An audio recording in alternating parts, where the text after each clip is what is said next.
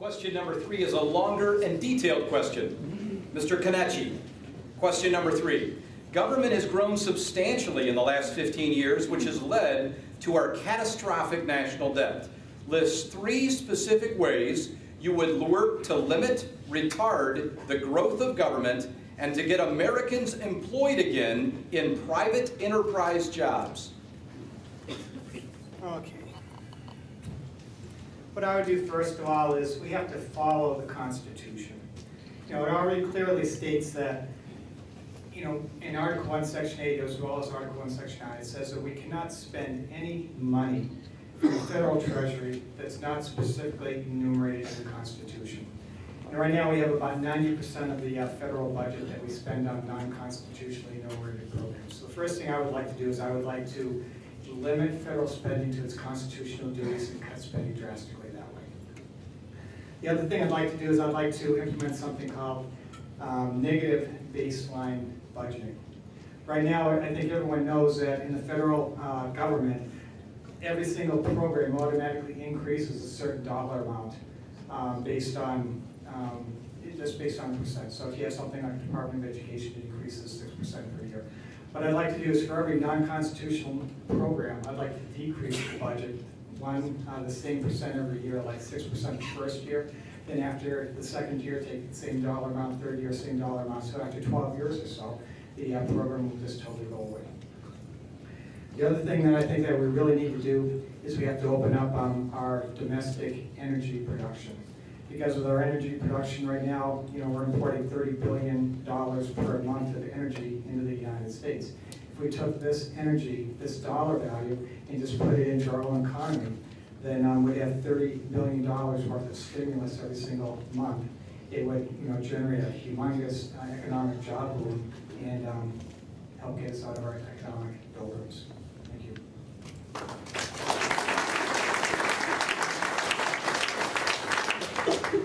Mr. Bowman, question number 3. Government has grown substantially in the last 15 years, which has led to our catastrophic national debt. List 3 specific ways you would work to limit, retard the growth of government, and to get Americans employed again in private enterprise jobs. Okay, well, the first thing is we should only approve balanced budgets. I heard talk about deficit reduction. That's a joke. You start out by not creating a new deficit. Next budget, you have to start dealing with the fact that we have interest due on the debt. And so the next budget should be just enough to cover the interest and remain balanced. So that's one way, is to reduce these future obligations. Next thing, monetary reform. See, one little shortcut around, at the same time, growing the debt while keeping taxes down so you don't upset people about the taxes and giving people the programs so you can cover both ends is the Federal Reserve System. And what we need to do is, first of all, cap the free credit given out by the Federal Reserve System. Quantitative easing is essentially code for just creating money out of thin air. What that does is dilute your currency and devalues your savings. After that, we need to audit the Fed thoroughly, fully transparent, and we need to have a free market money system that could then be essentially monitored so that financial instruments are basically investigated for fraud if in fact people are inappropriately representing them. We need to cut spending, and that includes end subsidies and defederalize or discontinue all services that are not constitutionally enumerated. This includes phasing out the federal Social Security system, except to care for those already heavily vested in it or already dependent on it. There's 1/3 rail, I got more. So long as the aid to the disabled, poor, or elderly require government participation, this participation should take place at the state level, as is required by the Constitution. Finally, there's the 800-pound gorilla in the room. We need to cut the military spending. And of course, we can't just cut it haphazardly and endanger our national security, so we need new policies. And the non-interventionist foreign policy is the way to do that. I'm Scott Moore.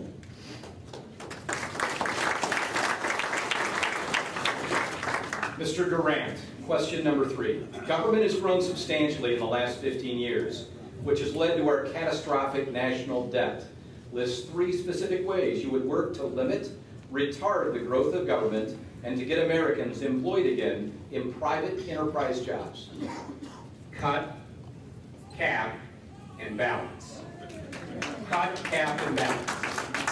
That's number one. Number two, ladies and gentlemen, we have to reform our entitlements. Everybody's got to look and say, whether it's on Social Security or Medicare, we have to find a way to reform our entitlements. Now, I want to share two pieces of experience. I was asked by President Reagan to head up one of the most difficult agencies, small, but when you give lawyers $305 million, they can do a lot of damage. My predecessor was a woman named Hillary Rodham. And when the president asked me to become chairman of the Legal Services Corporation, I took on the spending culture in Washington. In fact, I had the Republican chairman of the Senate Appropriations Committee tell my government affairs person, you go back and tell Clark Durant to shut up and spend the money like everybody else. And that was a Republican. It was Ted Stevens from Alaska. When Elizabeth Dole asked me to take over a bankrupt, taxpayer-subsidized railroad in Michigan that had $100 million in debt and claims filed against it, and 14 labor unions and countless lawsuits, you were all subsidizing that. It was the Ann Arbor Railroad. With the right team of people and the right vision, instead of liquidating that asset, we privatized it. We found a way to allow people to go out and create value for others. And that was 25 years ago, and for 25 years, that railroad, instead of taking your tax dollars, was actually paying taxes into the state and employing people and providing value. If we want to change the way government is organized, we have to be open to what really works, and freedom works, and we need to look at that across the board. Thank you very much.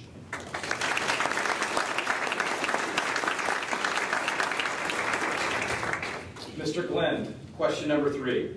Government has grown substantially in the last 15 years, which has led to our catastrophic national debt. List 3 specific ways you would work to limit, retard the growth of government, and to get Americans employed again in private enterprise jobs.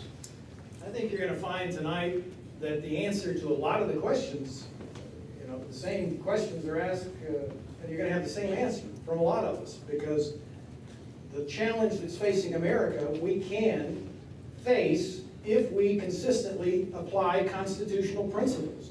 The most expansive single act of the Obama administration to intrude into our lives and our freedoms, to expand the spending of government, was this outrageous abortion-funding, budget-busting, doctor shortaging, freedom-destroying, socialized medicine scheme. We've got to repeal Obamacare. That's a good start in terms of limiting the expansive growth of government. We also have to cut government spending. Any number of ways we could do that. There's an across-the-board cut called the penny plan. Sure, that'd be great. I would also support, I'm 53 years old. I graduated from high school in 1976. Think I got along just fine. I turned out okay. There wasn't a Department of Education when I got out of high school. How about some of you guys? We could do without that. The Department of Energy, the National Labor Relations Board, the Federal Reserve. Any number of things we ought to just eliminate, let them go away. My favorite one, we'll talk about it in response to another question I know that's coming, the most hated and feared agency in the federal government, the IRS. Now, how do we get Americans back to work? I think we need a national right-to-work law, just like we need one here in Michigan, which will stimulate job creation, will become the appropriate location for new plant sites for businesses around the world. And I led the campaign in the 1980s that passed a right-to-work law in Idaho. Fully, strongly support passing one here in Michigan. We ought to cut taxes. That'll result in investment in new job creation. We ought to drill, baby, drill. We've got 1 million estimated barrels of oil out there, and Penn State University says if we go drill and frack it ourselves, we'll create 800,000 American gas and oil jobs. So those are just some good starting points on how to put America back to work. Thank you.